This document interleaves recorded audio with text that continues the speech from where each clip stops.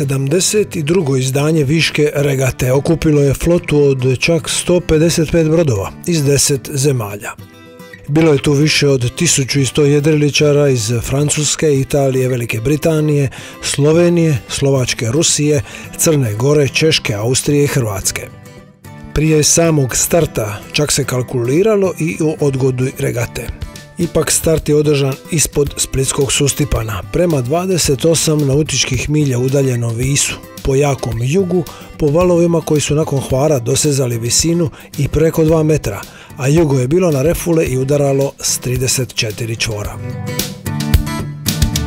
Po takvim uvjetima, uz brojne nezgode i slomljena jedra, prvi u cilju prve etape 72. Viške regate stigla je jedrilica Molo Longo Tuta Trieste s kormilarem Rajkom Kujundžićem iz jedriličarskog kluba Galeb iz Rijeke.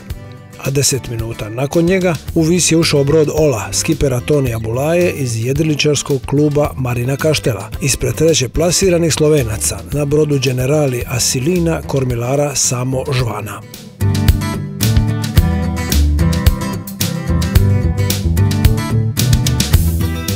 Sljedeći dan na otoku Visu tradicionalno je bio prepun događanja koja su uglavnom pripremili djelatnici turističke zajednice Vis i općine Vis. Nakon dana pauze, u nedjelju u 9 sati, dan je start druge etape Vis-Split. Već nakon prvog sata jedrenja bilo je uočljivo kako je 16-metarska jedrilica Molo Longo Tuta Trieste glavni favorit, jer je odmah preuzela vodstvo i krenula prema Splitu uz jaku pratnju tramuntane, uz velike valove, koji nisu baš dobro došli manjim jurilicama.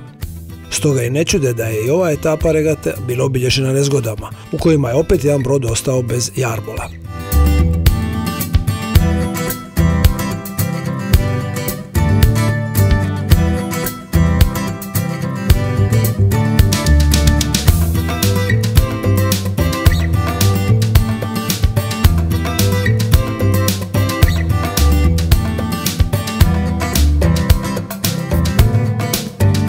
Do kraja regate su Riječani na jedrilici Molo Longo Tuta Trieste nakon 3 sata i 11 minuta jedrenja po tramuntani jačinja oko 15 čvorova prvi stigli na cilj ispred Sustipana.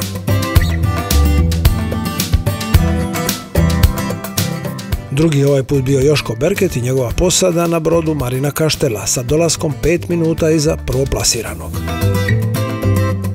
Treće plasirana je ponovo bila slovenska posada Generali Asilina, skipera Samo Žvana.